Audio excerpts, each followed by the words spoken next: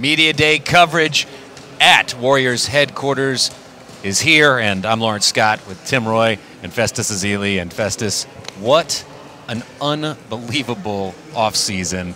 For you, it was a chance to go back to Nashville and Vanderbilt, and it was really something special for you, wasn't it? It was incredible. It was incredible for, you know, this whole offseason has been kind of like a high for me, you know, very surreal. So for me, it was only right that I go back and celebrate with people that I consider my family. So all the student body at Vanderbilt, you know, the teachers, faculty, everybody, you know, the people there.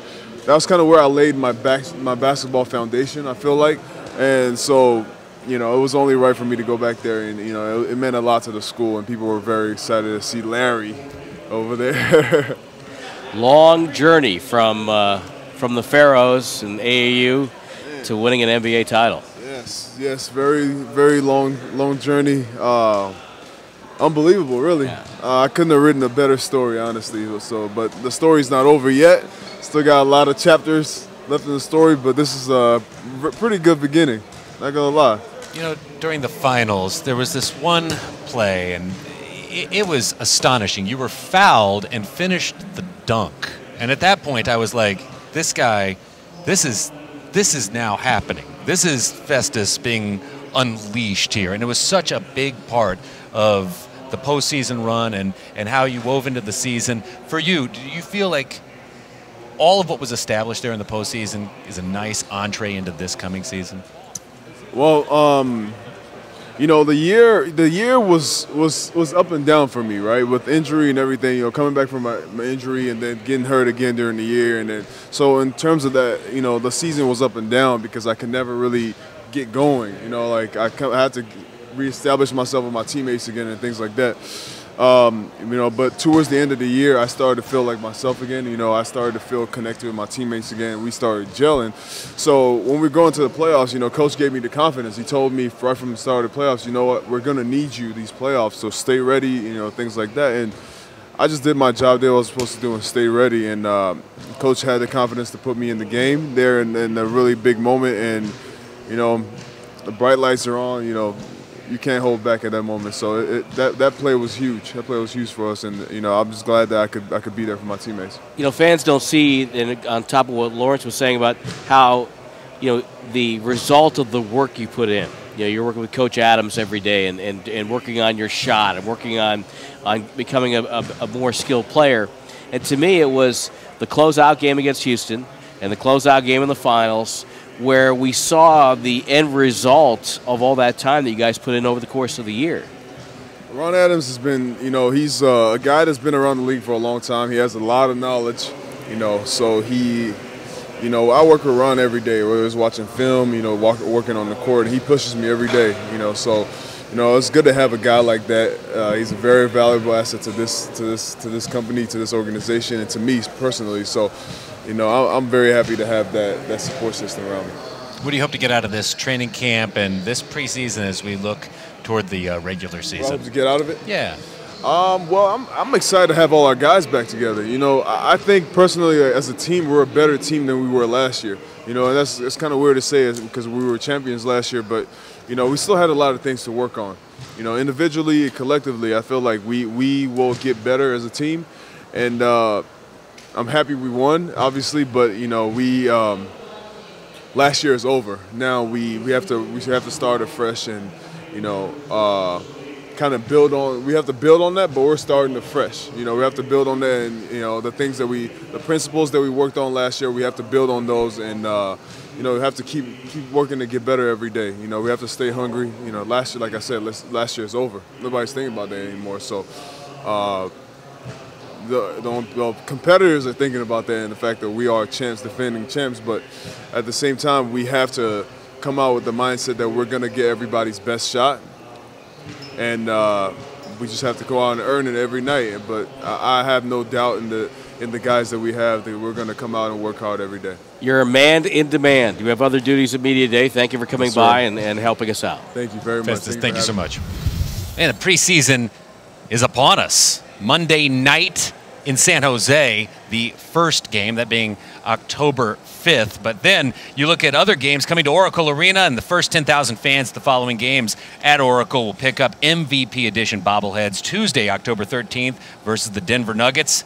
The Stephen Curry MVP bobblehead, courtesy of Kaiser Permanente. It's a 7:30 tip-off, game broadcast on both CSN Bay Area and KNBR 680. And then Thursday, October 15th, 2 nights later, the Houston Rockets visit, and it's Andre Iguodala, NBA Finals MVP bobblehead night, courtesy of Lucky. That one's a 7 p.m. tip-off, and you can see it on TNT, but you will listen to it on KNBR 680. Tickets for both games still available at Warriors.com or calling 888-GSW-HOOP and pressing 1 for more information will get you all you need to know. But that 680 radio broadcast, Tim and Mr. T, you guys got a big year ahead of you two. Now, are you actually working preseason this year?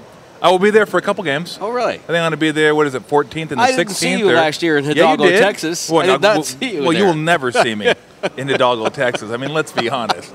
If it's not at Oracle, you're not going to see me. Oh, we're playing that card again, aren't we? Absolutely, we're playing that card. Oh, man. I don't care if it's in my backyard, you won't see me. If it's at Oracle, I'll come. Backyard now. But I'll watch. You'll watch. Your off-season, certainly celebratory. You're rocking the Pliny the Elder you know hat it. right now. Absolutely. And when we talk about a big off-season and looking at all that was achieved, I mean, what are you kind of taking from this past season that you're kind of looking forward to seeing celebrated, let's say, into this coming season? I probably wouldn't use the word celebrated, because I think if you celebrate too much, then you find yourself 10-10 and you're looking up at San Antonio and Oklahoma City. Fair. And the rest of the Western Conference. I'm curious to see how they handle it, because I think the first time, I mean, I've been asked a lot, how do they handle winning a championship and coming back being the premium team in the NBA? And I don't think you can know until you know. I don't think you, even as a player, you would know how to handle it until you've achieved it. So that's what I'm looking forward to. Like, do they come out with that same fire? Do they come out with the same passion?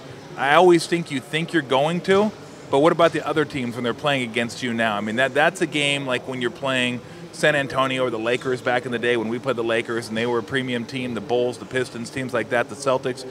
You wanted to beat them. I mean, you wanted to go at them. You know, you almost like test yourself, like how good are we? How good can we be? And they haven't had to face that at all. So that's really the number one thing I'm curious to see. Yeah, it's going to be interesting to see if that confidence kind of flows over. The confidence from winning the title flows into this year. And, whether or not that's going to help them in games like that. Yeah. Especially right at the start of the season. Very tough schedule to open up the start of the season. And if the Warriors can, I think, get through that with a good deal of success, I think they'll be okay. No, I think they'll be right there. Yeah. I mean, I think it's going to be, now look, they're not going to have a season like that last year that was just, in horse racing parlance, I called it a hand ride. I mean, they didn't have to show the whip at all. I mean, it was wire to wire. The only bumps they had were being down 2-1 to Cleveland, 2-1 to Memphis. That was it. I mean, you get off to a 20-2 start, and you roll the entire way. Let's be honest, the only injury they had helped them, because that established that Draymond Green was going to be your starting power forward. Other teams faced numerous injuries throughout the road. They faced them in the playoffs. The Warriors didn't. So while I think if the other teams were healthy, I still think the Warriors are the best team in the NBA.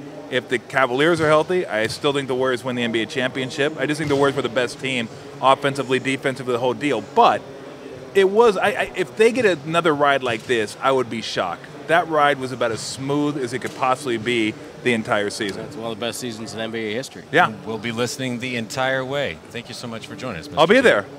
Really? Only in Oracle for preseason. Thank you very much for having me. Well, tickets for all preseason and regular season games are available now, and with a dynamic pricing model in place, fans are encouraged to buy early and save. Tickets are always available even when the game is sold out. 100% guaranteed, verified resale tickets from season ticket holders on sale at Warriors.com. Call 1-888-GSW-HOOP and press 1 for more information.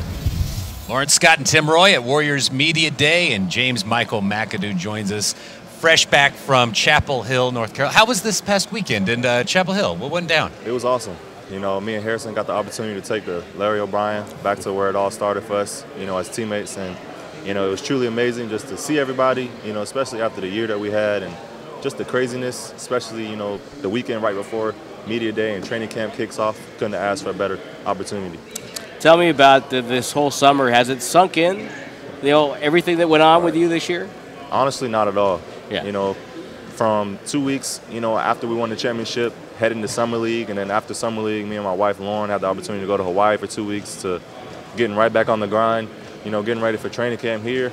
But that's how I wanted it. I wouldn't have wanted it any other way, you know, to have the opportunity to not only win a championship here with Golden State, but with the Santa Cruz Warriors in the D-League. You know, God truly blessed me, so I just want to continue to work on my game, and I can't wait for this season to start. You and Onion Kuzmic, who is no longer with the Warriors, are forever the trivia question. You know, the first two guys to win a D-League championship and an NBA championship in the same year. Yeah, I look forward to hopefully hearing that on a Jeopardy show one day, you know, and really showing my kids that I could play at one point in my life. So, you know, God really blessed me and Kuz, and, you know, I couldn't have asked for a better guy that I've been able to, you know, play both here in Golden State with, but also with Santa Cruz. Well, we saw in Vegas at the Summer League festivities this year, you putting on a clinic in some of these games. What did you get out of this particular Summer League, and how do you take that into this training camp? You know, it was good, you know, to go down there and, you know, kind of be one of the focal points on the roster down there, playing with some great talent, but obviously being coached by the guys here like Luke Walton and, you know, Bruce Frazier and, you know, different coaches that we have here, obviously. It was good. It got my confidence where I wanted it to be, and obviously we're playing in the same system. So I'm really just looking forward to a bigger role on this year's team and really just trying to contribute and win in any way. You're a great example of why, you know, if you put the effort in and you do the things that you're asked to do, great things can happen. I remember when we talked last year in that gym down in Santa Monica, and you weren't even sure if you're going to make the team at that point. It worked out pretty well.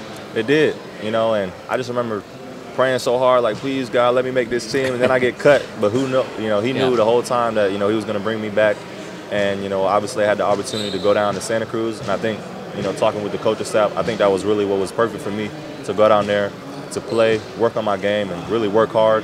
And obviously, you know, looking back, you know, a year ago, getting ready for training camp, you know, I was so nervous, you know, I was scared. I'm like, man, I don't know if I'm going to make the team, but, you know, flash forward a whole year, you know, I'm really in a great position with a great opportunity to be on this team and really contribute.